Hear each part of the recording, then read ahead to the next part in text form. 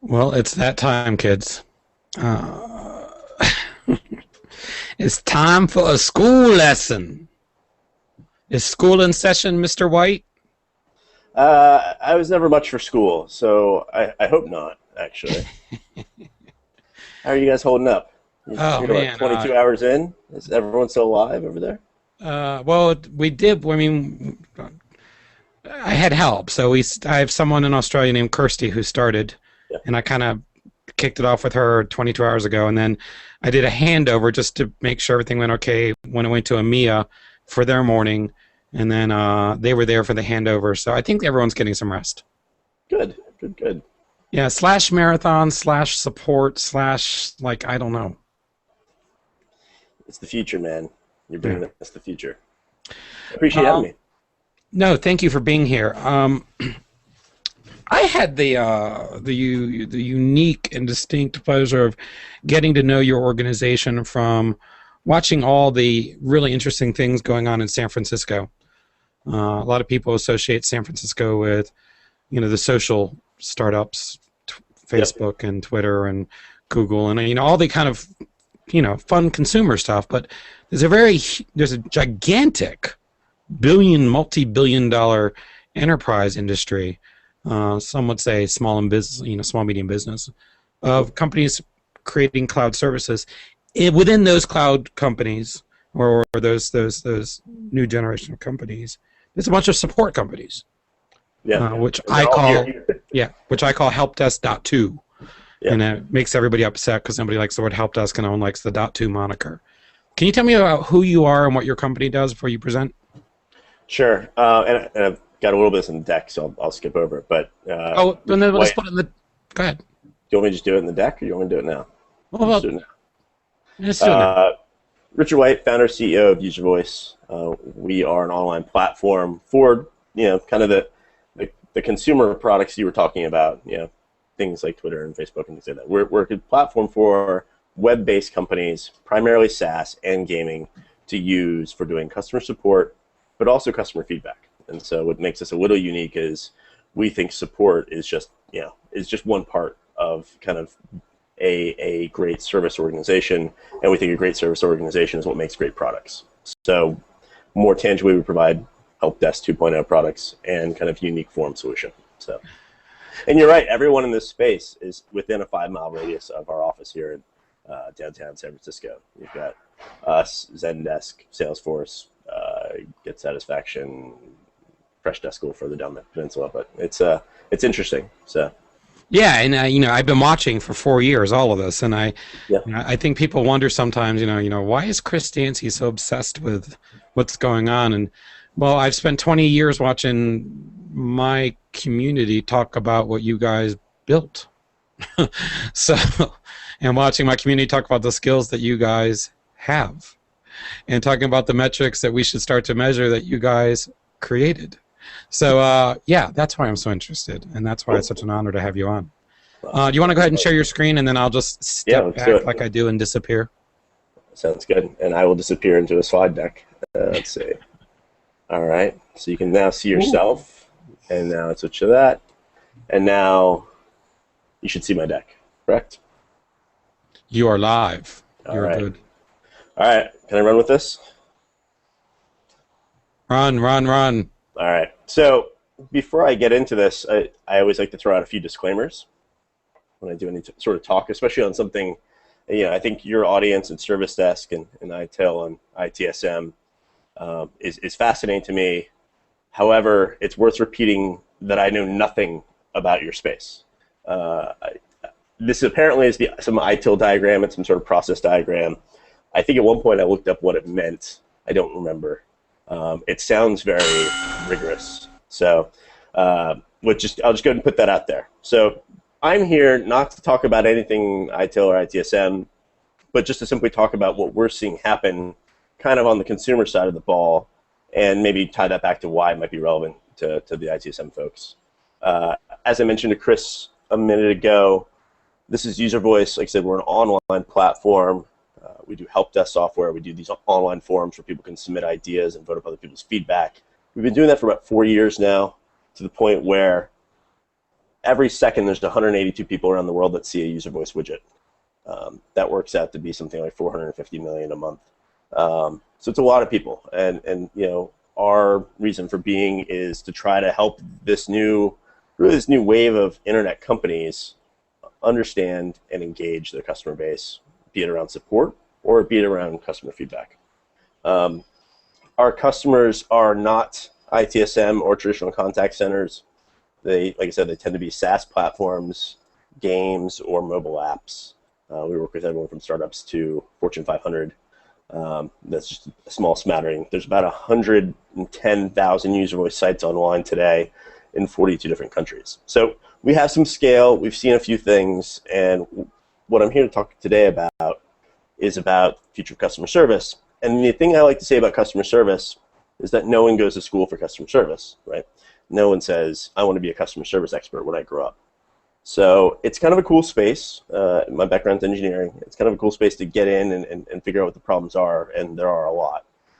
So today I'm going to talk about this customer service revolution and why we think things are changing for the better.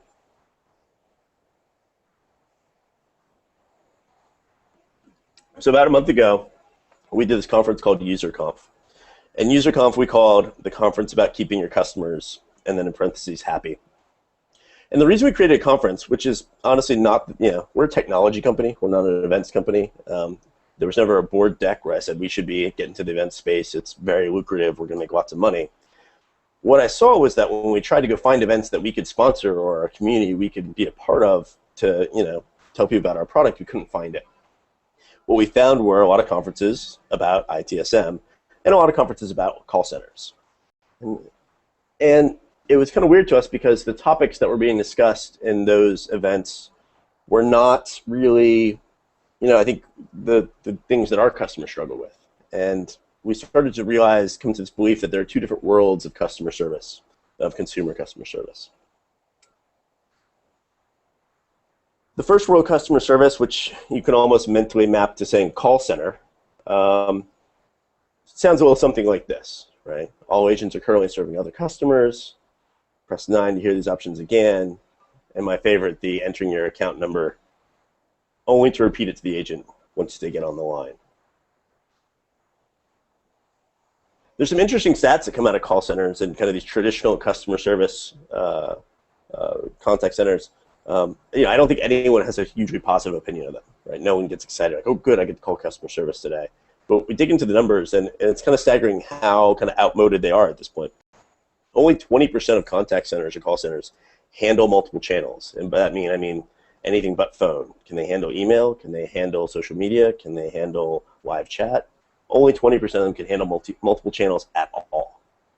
Only 40% of companies respond to tweets, which is kind of interesting. So there's 60% of companies that get tweeted at never respond. And only 29% of that 40%, so it's, don't make me do math on the fly, but it's like under 10%, actually responded under a day, which if you ever use social media, if you don't get a response back, at least in a day, it's almost like it never happened. So this was interesting because this doesn't map at all to when we talk to our own customers, right? Our user voice customers are just, as Chris said, I think customers of these help desk 2.0 companies, slightly different, right? The agents are more highly skilled. They deliver great support across any medium. They resolve not only just account issues, but often product issues like bugs and things like that in hours or days, not months. And they truly, I think, this isn't the case for everyone, but I think a lot of customers that we talk to on the web see every customer touch point, whether it be about support, whether it be about feedback, whatever it is, as an opportunity to build a relationship. You have to remember, most of these web-based companies never see any of their users. Right? We never shake their hands. We never see them eye to eye. So any digital communication we have is such a huge opportunity to actually grow that relationship, which is somewhat unnatural. So we did a poll of again, we did this event UserConf, and we're actually doing another one in the spring in New York City. And we did a poll of everyone in the audience. There were about 200 people, and this is what they said. 89% of the people that came to UserConf, which are kind of these tech-based companies, these help desk 2.0 companies, 89% handle multiple channels. compared to 20% contact centers. 87% respond to tweets, and 83% of those respond in less than a day. It's not 100%, it's not perfect, but it's a big, big difference than what you see on the left. And so I've kind of labeled these two things what I think they are. I think the tranche on the left, which is the bigger planet, the bigger world of customer service, if you will, is the past. And I really think what's happening on the right with these web-based companies is the future. And so the future is already here. It's just only happening with a certain number of smaller internet companies. Anytime someone tells me something is the future, I think you always want to play devil's advocate a little bit. And this is really no exception. I mean, so you could argue, is this really the future? Haven't we had kind of niche brands before that do really great customer service and really great customer engagement? Didn't we have a name for these? Didn't we just call these luxury brands? Nordstrom and Lexus. And I don't think that's what's happening here. I think what we're seeing is actually there's a whole bunch of fundamental changes in our world that are creating really the incentives for companies to kind of treat customer service like we want them to treat it and reinvest in it. So what I'm going to go through here is what I think the four primary drivers of that change are. And this deck was kind of designed for a captive audience. So it's going to start from probably the least contentious points up to probably the most contentious points. So hang with me. So the first change is that the internet spawned a generation of businesses built around self-service. And this is really important. Like, companies like User Voice, you don't contact our customer support because you can't pull a switch. And that's not really the case with traditional companies, right? Think about the last time you had to call customer support or a call center. For me, it would be like to change a flight or to deal with changing my AT&T account. And a lot of these times I kind of ask myself, well, why can't I do this myself? Why am I calling? Why do I have to call this person to make these changes on my account? And the reason is because a lot of times the switches that we want to pull are just out of reach, right? These companies that were built before the internet, the only people that had access to change everything on your account were sitting in the back office, were sitting in the contact center.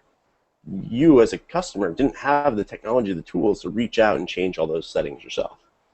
And so you had this kind of unfortunate outcome where most of the time, the reason we have a bad experience at call centers is because the people in call centers aren't empowered to be real people. They're not empowered to just listen to your problem and solve it, because so much of what they do is kind of human automation, right? They are running scripts to do things which only they have, basically the user interface for, that you don't. And we ask people, they say the same thing. 43% of people said they could have solved their own customer service issue if there were better self-service tools available. And when you go to like these contact center conferences, a lot of it is about, everything there is about efficiency.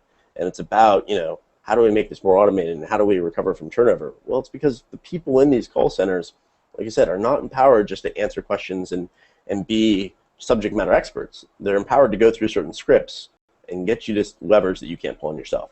What's interesting about the stat is the one that you already see here on the page, which is that number goes to 62% when you look at people age 18 and 24. So there's also a generational thing going on here too, where the younger generation has grown up with these tools and are used to doing things on their own. They're used to self-service. They don't like having to have a synchronous phone call with someone to explain their problem and get solved. They just want to do it on their own, and they don't want to have, which to them is somewhat of an overwhelming kind of connection. So the future is more user self-service when it comes to support. There's a stat here, 50% of smartphone users would prefer to basically solve the problem on their own without having to call a contact center. And so part of this is generational. Part of it is that we've got a new generation of people that want to solve their own problems. I think that's just more of they're used to that concept being available. I think when you look at older demographics, they're just not even aware they could solve these problems on their own. But you also have a whole new set of companies which from the ground up were built on self-service. Like I said, User Voice would be an example of that. People don't contact us to say, can you pull this lever for me? They contact us to say, why would I pull this lever or how? And so you end up with less customer contacts, per capita, if you will. But when you do get a contact from a user, it's going to typically be about a more complex issue. And again, 56% of people agree that their customer service calls are becoming more complex because either they're using these new school businesses, which are completely self-service, or these older companies are now converting a lot of their, things that used to have to go through a call center into something that you can self-service. So what does this mean for actual agents?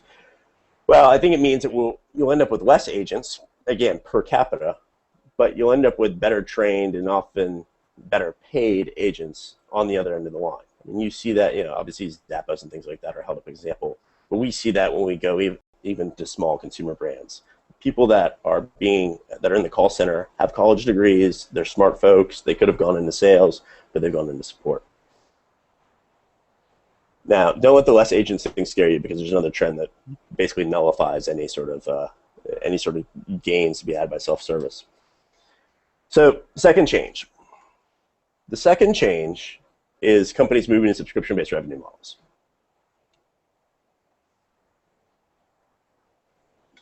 Which I know is just a huge shock to your system. I'm sure this is, who could have seen that coming, right? But in all seriousness, it's actually pretty, I live in San Francisco, surrounded by these companies, and even I was surprised by this next stat, which was that 50% of US businesses have already either adopted or are planning to adopt a subscription-based model. So it's not just the tech companies. Everyone is going towards this type of revenue model. And on mobile, the shift has been even quicker. So already 90% of mobile game spending, which, by the way, I think they just put out a thing today saying, I think like 24 out of 25 of the top developers on mobile are game developers. So gaming is mobile and mobile is gaming. So 90% of mobile game spending in the US happens on free-to-play games, which are primarily generate their money through in-app purchases, which is basically the mobile equivalent of subscriptions. And so what I think you'll start seeing is kind of the end of this thing. And I think if you watch my other video, I love this picture so much. I don't know if you can see it. The whole idea, we basically throw people into the top, and then we kind of grind them up into Soylent Green, and that money comes out the other end, right? This whole concept of throwing people in the top, working really hard to get them to turn into money, and then basically just completely taking them for granted, I think is completely going to be dead in a few years. Because with subscription-based revenue, you are always selling, right? If in a subscription-based world, this funnel would basically fold back in on itself, right? As soon as I get you through the funnel and you pay 1 month, I got to do it all over again and show my value to get you the next month.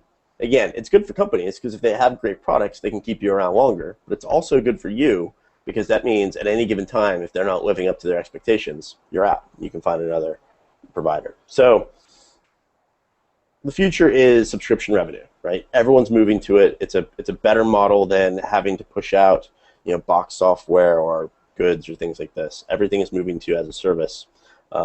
You can check out, by the way, there's another presentation that just came out over the weekend, Mary Meeker's State of the Internet. You should definitely check that out. She talks a lot about moving to an asset-light economy. Well, an asset-light economy is a subscription economy. So in a subscription economy, the line between sales and support is fairly blurry, right? Again, it's not as clear. Back in that funnel, when you were people, you talked to sales, and when you got ground up into money, then you talked to support. And usually your quality of service was very different, and the quality of the people in those departments was very different, right? All the money was being invested in the sales, and the salespeople were sharp, and they were great at what they do. The support people were running off scripts in India. In subscription-based revenue, it's different, and we see this even in our own business where it's unclear when an inbound comes in. Is this really a sales question or is this a support question? And we've actually internally reoriented things where support kind of becomes frontline for all contacts, even if they end up being sales contacts, and sales becomes the people that you talk to when you need to spend 30 minutes on the phone hashing something out. And so it's a different division of labor. So we need both groups to be just as smart, just as good at providing education, not just running through scripts.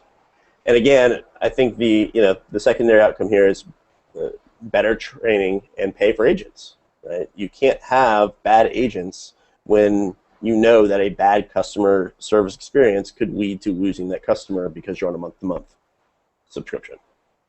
So that's the second change, right? So the first change was more user self-service. Second change is more subscription revenue, which means more emphasis on support as almost a sales function. Third change, I couldn't come up with a good title for this. Social media is like a thing, right? So we have social media, is what I'm saying, right? Which we didn't have 10 years ago. And I really, you wouldn't have expected me to get through this presentation without invoking social media, though I might like to have. But social media for us is different. Social media's impact is not what I think most people think it is. And the reason is because though people are now using Twitter for support, they don't actually prefer to use Twitter for support. Bear with me on this. So in our own survey of 200 people, only 1% of people said they would prefer to get support via Twitter instead of traditional mediums like email or phone. And in an Amex survey where they asked, were you somewhat to very interested in resolving issues, customer service issues over various mediums, only 22% were somewhat or very interested in resolving customer support issues over social media, compared to 90% were comfortable on phone and 67% were comfortable on email. Which kind of brings me to what I think is important about social media. It's not that social media is the channel of the future, it's the catalyst. And so what people are, if you go watch JetBlue's Twitter support feed, it's kind of awkward, right? There's people trying to get their support issue down to 140 characters. There's JetBlue telling them, hey, can you follow us so we can DM you so you don't have to put your confirmation number up in public. It's, I would never tell my mother, hey, the easiest way for you to get support is to go on Twitter. It's just not the best medium. But what it is people get treated very well on social media. And I think that's kind of important. So what we're seeing is social media level of care on traditional channels. So people are starting to expect to get that same level of support. The reason they go to Twitter is because they get treated well. And brands are saying, how can we scale social media support? And I think the answer is, well, if you made your traditional channels as responsive and as high quality as your social media channels, people wouldn't be jumping off to Twitter. Twitter is the blow-off valve, right? It is the escape app, right? It is the small claims court of customer service. If you screw me over in a traditional channel, or if you make it hard for me to reach you on a traditional channel, I, as a consumer, will say, well, I've always got Twitter, and I'll go bitch about things there. And so companies now actually have another incentive to actually invest in those traditional channels. And like I said, not only making them responsive, but actually making them possible to find. I used, again, Twitter for support when I was stuck in Boston trying to change my flights after a hurricane. JetBlue, to email them, I had to go through 4 different pages through their customer portal, and then they said it would take them 2 days to get back to me.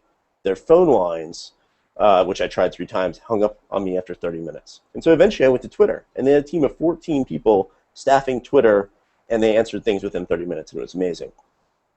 But did they really want me having to get to the point where I'm so pissed off that I'm bitching on Twitter to get my problem solved? No. And so I think, again, kind of the future is the past, and what we've seen now is companies are going to start investing in better self-service, better on-ramps into traditional channels, because it's too expensive to let those issues spill out onto Twitter. So Twitter really has, and Facebook to a lesser degree, but let's be honest, it's basically Twitter, has really kind of, like I said, it's a small claims court. Like it has completely changed the balance of power between consumers and companies and brands. So that's the third issue. And now we're on to the fourth. And this one might be the most contentious, but I'm okay with that. If you disagree with me, I'm RR White on Twitter, yell at me. And I think we are at the end of, I originally titled the slide, the era of digital marketing bullshit is over. But for my mom, maybe watching at home, I switched that to gimmicks. What do I mean by this? For the last 10, 15 years since the internet began, there's been scheme after scheme of how to acquire customers very easily.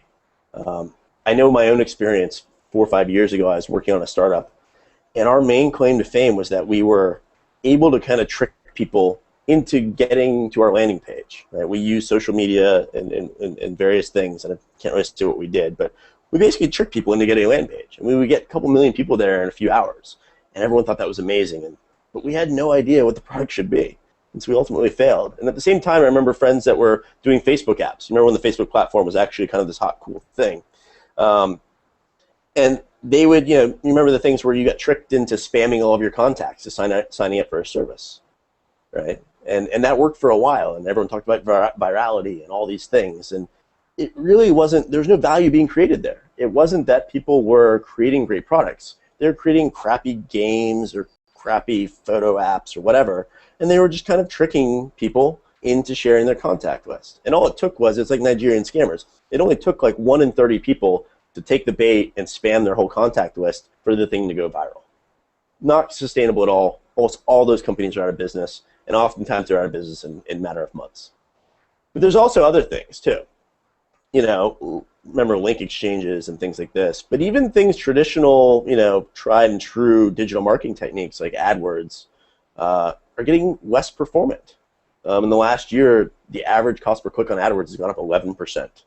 And I know internally we've started to rely less and less on SEM and SEO, and we started to focus on other channels. And I've talked to other people who have said the same thing, right? For the last 10 years, we've been obsessed with how to use all these different tools, all these new digital tools to acquire customers. And now we're starting to reach the saturation point where a lot of those channels now are reaching equilibrium, right? Think of eBay. eBay used to be this amazing opportunity where before it was this perfect market, you could find a Pez dispenser for 50 cents or something. And now it's just some awkward kind of bad Amazon knockoff, right? There aren't these big Northwest passages to acquiring millions of users now, right? Another example is on mobile, right? Everything that's happening on the web is happening on mobile. It's just happening quicker. And on mobile, app marketing costs have gone up 50% in the last year. It's just getting harder and harder to be found and to be seen. And so I really think, we've always known this stat, which is that, you've always heard this bandied about. It's 5 times more expensive to acquire new customers than to retain current ones. However, for the last 10 years, there's been all sorts of great ways to, acquire 1 million users very quickly. And unfortunately, there's, the science behind retaining customers hasn't really changed much, right? It's build great products, treat people well, be responsive on customer support. So it was much easier for all of us to focus our attention on these cool customer acquisition hacks and growth hacks. And it was kind of stodgy to kind of focus on retaining customers, right? I think now that we're starting to see that less and less of those customer acquisition things are drying up, you're going to start seeing more companies go back to focusing on retention. And so putting all these things together, right? What I think we're really getting to is we're going kind of, like I said, you can always find the future in the past. And I kind of think sometimes, the corner barbershop is the kind of the zenith of customer experience, right? And I think what's happened is that over the last 30 years, we've been in one big scaling problem, right? We discovered globalization and transit, and we discovered all these things that allowed the modern corporation to exist. And for a lot of that time, that's what put the corner barbershops out of business, was massive scale, economies of scale, and that's how you end up with Walmarts and McDonald's and all these things. And it was their scale and their price and their ability to acquire customers just far outstripped what the local guys could do. And honestly, we just didn't have the technology to kind of scale that barbershop-like experience. But I think we now have the technology to do it, and I think it's becoming the great equalizer, right? I think that the technology is now forcing us back to this equilibrium, which again, I think is what we want as humans. Is we want human commerce, right? We want to have relationships with humans. We want to feel appreciated when we buy things. We don't want faceless corporations. And through new technology, what we're faceless corporations are starting to get a personality again, are starting to kind of become personified. More concretely, in this customer service revolution, you're seeing a switch from process-centric things and company hierarchies to agile processes and user-centric hierarchies. So one of the interesting things about user voice and our customers is, like I said, our customers tend to be fairly progressive. we work with not just customer support, we often work with community managers, and we also work with product managers. And in a traditional company, that'd be very hard because those three departments would be very far apart. But in these progressive kind of companies, they are very much, they're much closer together because they've started to orient their companies around the user, not orient their companies around their internal departments. Also, we focus on ease of use in our product and make it easy to pick up and just get going because over kind of business process workflow, over things like ITIL. Because again, if you have smart agents and you have complex problems coming in, and if you have self-service tools that are automating a lot of the, kind of the low-hanging fruit, then what you have left are interesting problems, and you need to give your agents the flexibility to solve them however they see fit. So, I mean, this was the key takeaway from Zappos, right? Was they gave ultimate agility to their frontline reps, and I don't think it's unprecedented, right? Sales folks a lot of times had that agility, right? They had the ability to just do whatever it takes to close the deal. And I think you'll see that spread out to support folks. And finally, quality, and actually that should say and quantity. My slide's got a little big there. So quality and quantity are now possible through these new tools, right? So we can now do multi-channel customer service at a scale that was unheard of 30 years ago, but we still keep that quality, right? Because we can use self-service tools to kind of cut the load down, and then what's left we can really address with human compassion. And so to wrap all this up, why the hell should you care? Very good question. And like I said, I'm not completely equipped to answer this because it's not, I don't know your space as well as I know mine. I do, however, know, or I have a hypothesis that employees and consumers maybe aren't all that different. And I know we had an interesting anecdote where, our product for a while was used for kind of internal innovation, and there are all these tools that were built for enterprises that I think kind of at their core assumed that employees had hours to spend on some sort of innovation portal. And our products were always built around consumers that we assume have no time to spend giving you feedback or caring about your company at all, so we need to make it as low friction as possible. And what we kind of found was that actually employees don't actually have all that time to waste. They are just like consumers. One example is bring your own device, right? I think why do I have to suffer through your this crappy corporate issued phone when I can get an iPhone at home? This is actually an interesting stat I didn't know, that now 74% of companies allow some form of bring your own device usage. So there is precedent here, right? And so there is precedent that what you get as a consumer, you kind of expect to get at least that good or better as an employee. And so maybe that extends to IT support. I don't know. I think it's possible. We'll have to see. And if it does, you guys in ITSM may end up looking a lot like the customer service revolution we're seeing on the open web. So again, Chris and the whole TFT12 team, thank you so much for having me. I think we're gonna do some sort of, I don't know if we're doing some sort of Q&A thing, but I appreciate the opportunity. Like I said, I don't know much about your space. I find it fascinating, and I really kind of hope to learn from you guys. I do think that in a lot of cases, everyone in the consumer space will eventually have to build some processes, and I think there's a lot of knowledge sharing that can go on between our communities. So. That make you laugh, huh? You like that? I still want someone to come to the next UserConf and do a talk called ITIL, the good parts. You got to have some good parts, right? Like, no, we could send someone to do that, but they would basically be full of formaldehyde, and it's hard to make a casket stand up and speak. So, well, I just got defriended and delisted. So the feedback on Twitter, pretty interesting. I'll go over that with you in a minute. You actually have feedback on Facebook from a Back to ITSM group. A few things that stuck out. I've seen this presentation before, or I watched the video, and there were elements that I saw in there. Yep. BYOD to me, I mean, it's just you and I for a minute, okay? Okay. We just pretend like the world's not here. Okay. BYOD to me is nothing more than Kate Middleton for IT. Okay. All right, it's something to look at and talk about and write about and send paparazzi about and have analysts talk about whether the princess is being ladylike.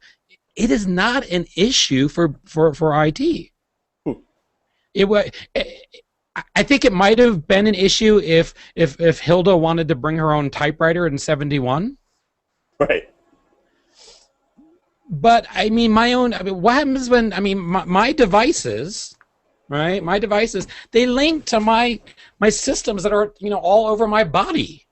Right. You can't stop the health implications of bring your own device. So I guess, what is it? Since you're in what people would consider a bubble, I consider it to be some type of future alternate universe.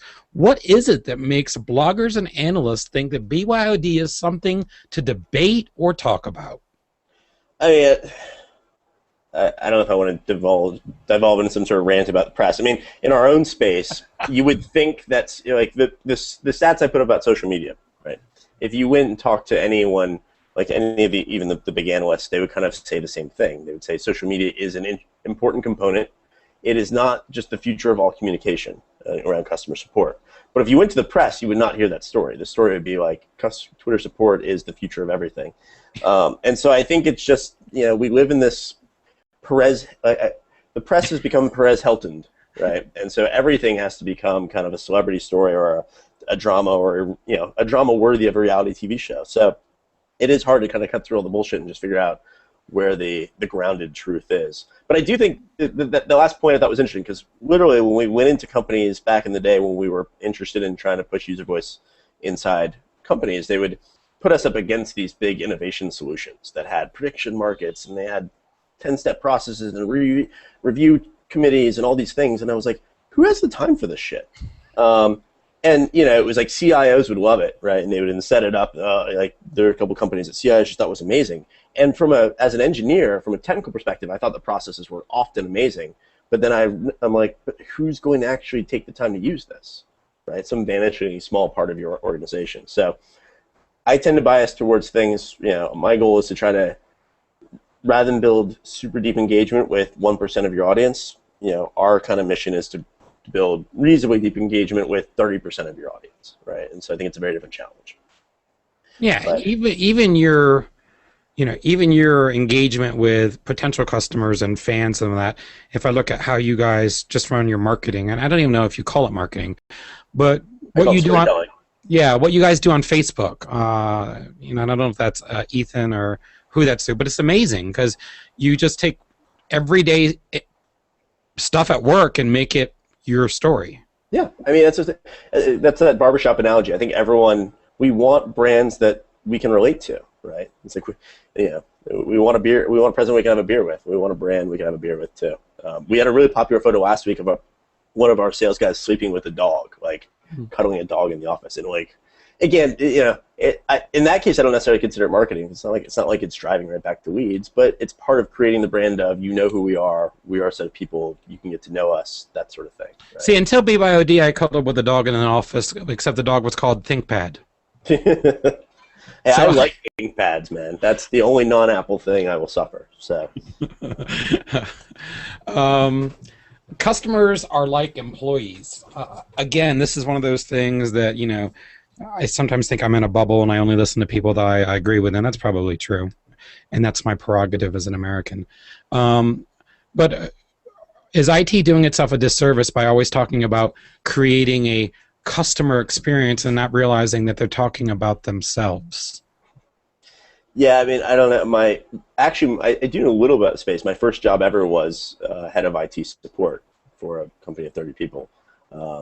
And it's easy to think of them as a captive audience that you don't, it's not like we don't have to worry about retaining users because of bad IT support. But I think, but in some ways you do now, right? It's not that you're going to lose them. It's not that you're going to leave the company. You're just going to lose your ability to influence them. And yeah. I bet you it's happened. Maybe. But again, it just seems to me phenomenally sheltered and narrowed and blinded to be always talking about different ways that we do support for this group of people out there. And I don't know why people just can't take a breath. Maybe go to meditation class. Take a pill if you have to. You're the people you're talking about supporting. Mhm. Just treat you like you'd want. I mean, I even hear it from new thinkers. Why is there this disconnect that there's a group of people looking for support? I don't know. I don't know the answer to that. I mean, I think it's always easy. I think it's usually a lack of human connection, right? And we talk about this a lot. Anytime there's a internal like feedback that bubbles up from the customer and it gets up the engineering team, I always impress on people the importance of telling the customer story in their voice. Like, don't synthesize it down. Don't say, oh, we've heard from three people, this, and this. Read out what those three people said, because it's really easy to dismiss it when it gets filtered through someone that's close to you. Like, oh, that's whatever. But when you actually have to read it in someone's voice and you understand the problem they're going through. I mean, when we were building our help desk product, I did like 30% of our support for about 4 or 5 months. And man, I fixed so many bugs in those 3 months because as soon as you actually have to hear it from the horse's mouth, it's, I can't believe people are treated like this. We'll fix this right now. So I just think it's easy for us to dehumanize the feedback we're getting, right, and disconnect it from the people and the pain that they're actually seeing, and just kind of treat it very adversarially as, oh, this is stuff I don't want to hear. So that's the other part I didn't mention in the talk is like we're starting to humanize not only companies but people, right? Even if you get a support request, I'm gonna see your avatar, read your recent tweets. I'm not just saying no to some faceless schmuck. I'm saying no, or if I'm being a dick, I'm being a dick to someone I saw was going on vacation this weekend, right? And so I think having that context about who we are is just kind of hacks our empathy, right? Which is important. I need to ask you, what is a hipster at some point, in your opinion? But before I do, Not me. Zuckerberg, I know that. I know that, but I want your opinion because you're probably surrounded by them. Um, Zuckerberg was quoted in an interview a few months back. I think it was on the non-sweating interview he did, where he said, I don't actively code anymore because it's part of our ethos that if you code, you see it through completion, and you never leave it. Is there a disconnect with support and the development movement and seeing code through? And like you said, when you code it, you fixed it. You having that direct feedback. Is there something to be said about holding the hot rock? Yeah, I mean, a lot of the really smart folks that, again, some of them spoke at UserConf and they'll be at the next one, have this very strong ethos of developers are very close to customer support, or sometimes are doing customer support. And if you have to fix your own problem. I'll give you an example of a user voice customer and friends of mine across the street from here, a company called Stripe, and they had an example where when they were in beta, even if an error happened, the pager went off. Right? Usually the pager goes off, if the server goes down. But if there was just a normal user error, the pager went off, and an engineer responded and fixed it. And I don't think they do as much of that now. It's hard to scale that to very large organizations, but certainly when you're getting something off the ground or in early stages, that kind of fanatical connection between engineering and the people that it affects can pay a lot of dividends. So I think the challenge is that's a very scary thing for people to do, and so I think we'll get there inch by inch. The first part is just to close the gap between engineering and support, and don't have it being thrown over the wall as a synthesized bug ticket, but bringing the engineering into the conversation. In our case, we have on-call devs who are always responsible for fixing bugs when they come up, and we always have someone on call to answer just user errors, not just wait 2 weeks, we'll put it into the process sort of thing. Two things that user voice did that I would like you to talk a little bit about, because I think they're profoundly important to support. Okay. And regardless of where I work or what I do, I think it's important to be honest about what I find to be profoundly important in the only industry I know. You created a mobile API-like interface into anything. So like anybody can use user voice as their support within the app. Right. Why? Part of our mission is not just to we look at helping agents, right? We look at how do we make life as easy as possible for agents, right? How do we make it fun to do support? How do we make the interface easy to use and something, But we also look at it from how do we make a great onboarding experience for end users? And so part of, I think, the other value of Twitter and social media is it's a standardized interface. I get, almost any company I know and is probably on Twitter, Google search their Twitter name, and I know how to communicate with them over Twitter. And so part of our goal is we have web on-ramps. Like you can see a user voice feedback tab on the side of the website. And we let companies customize a lot of things, but we don't let them customize the workflow of that very much because we're trying to figure out how to get to that better on-ramp into customer support. One that gives the company the information it needs, but another one is what the end user is easy for the end user. And so mobile is just an extension of that. And we feel like there's not a lot of money to be made in this kind of push for us on mobile, but it's a push where we want people to associate user voice as being the on-ramp you want to see into a company's customer support. Right, because it's one thing to create a mobile experience and a mobile app that does support. It's another thing to create a layer that goes into anything on a mobile device. Well, so 4 years ago, our big innovation was launching those feedback tabs, right? We set up these user voice forums, and what we found was people still linked to them in their footer, and we're just like, feedback here. And it was like all the way at the bottom of the page. It was surrounded by 30 other links, and support was like this mail to link. And we said, that's bad, right? This should be at the top of your page. It should be in red. It should be very obvious to find. At any point in customer experience, you should be able to say, hey, I need help. Where do I go? And that's what I think you now see on the web. It's becoming almost ubiquitous. And then when I go into mobile apps, I see the same thing I saw 4 years ago on the web, which was a bunch of mail links buried in the footer, that you didn't know existed. And so now you've got these guys struggling to get customers. And so when they do get them, we want them to have, a first-class mobile experience that doesn't send them off to a crappy web page, doesn't pop up a mail form, but it's win-win and easy to use. So it's going very well, by the way. So it has no choice. you just took water to a desert. A lighthearted question, but one I actually am serious about, but nobody will understand why I'm serious for about 2 years. And then a serious question again about user voice and innovation. When will there ever be a time where I asked Wendy Lee this? I said, when can I get satisfaction for me?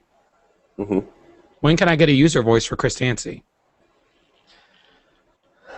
That's a good question.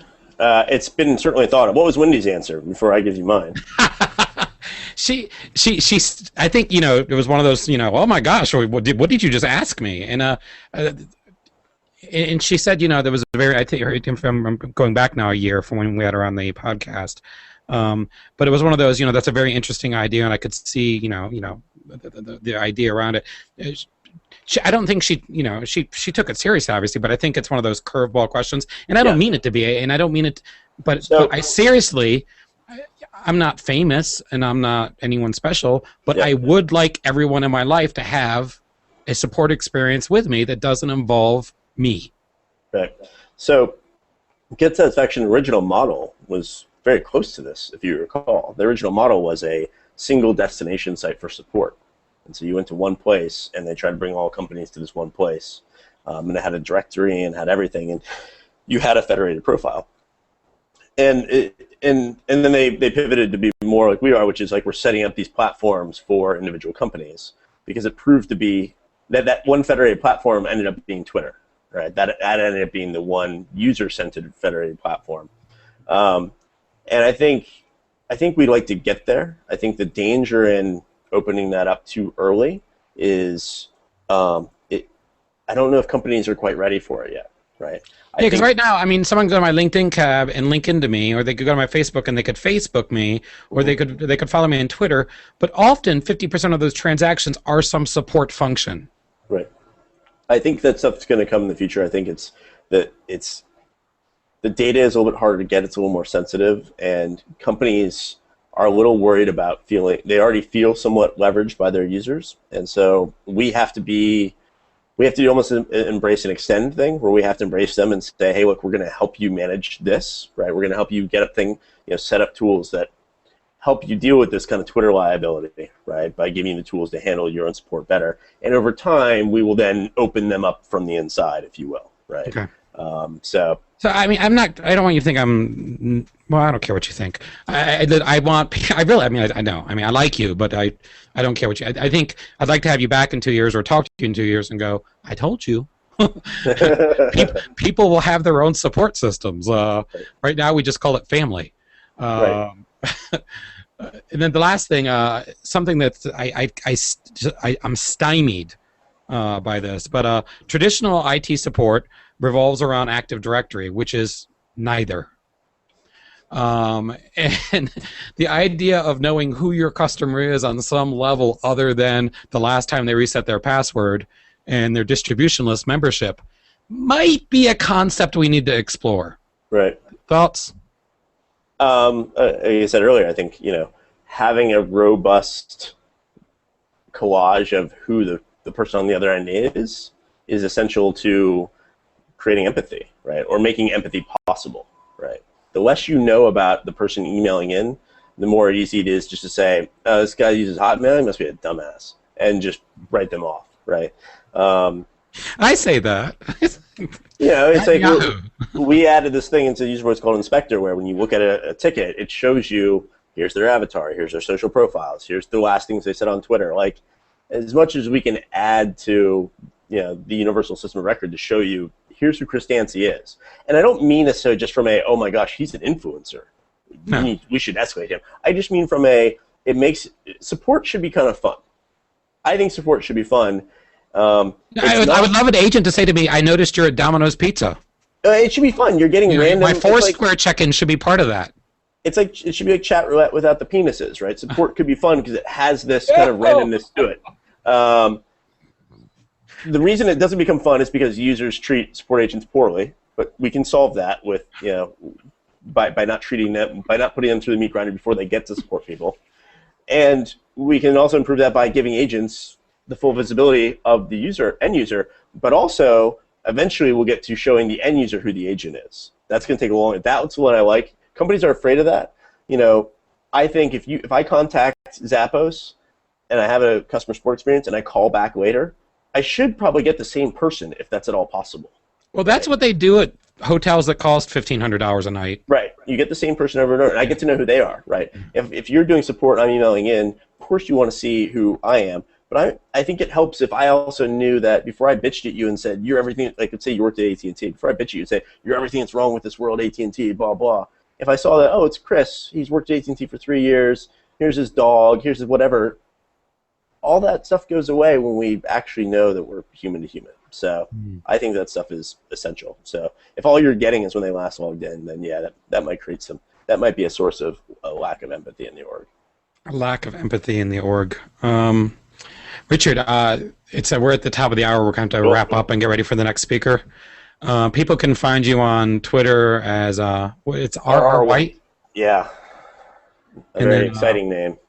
It is what it is. Yeah, RR White, and then of course usevoice.com is our product. But we're also check out if you're all interested in this. We just announced the next, we haven't announced that. I'll announce it here, and you won't be able to find a link to it yet. Don't tell anyone. Don't tell anyone. We're doing our follow-up to UserConf this spring, late spring in New York City. So it was amazing turnout last year here in San Francisco or last month really here in San Francisco for the first one. I'd love to see some ITSM folks there. I'd love to, like I said, I'd still love to have that ITIL the best parts talk. But it's very much practitioners. It's people in our space, right? People that are already in what I think is the future, talking about how they make that happen. So we'll have a lot of great kind of internet companies that are talking about how they do support. So userconf.co, you can go ahead and sign up, and you'll get a notification when we announce for real. Someone might just kill me for announcing that, but there you go. You got good people, and you allow dogs in the office, so you'll be protected. I've had a bunch of people today I had to thank as friends and peers and everything. I just want to thank you as someone who actually gives me hope, not only for support, but as a CEO who's not afraid to express your opinions on very volatile issues in a very public fashion, and as someone who's very authentic and transparent, and you have your own sets of rules. There are certain things you do I don't quite understand, but that's you. And I just think you're a visionary leader. And some people might wonder, who does Chris Dancy look to? And I just want you to know I look to you. Well, that's very humbling. I really appreciate that. Thank you. All right. Take care, Richard. We'll catch you around. All right. Have a good one. All right.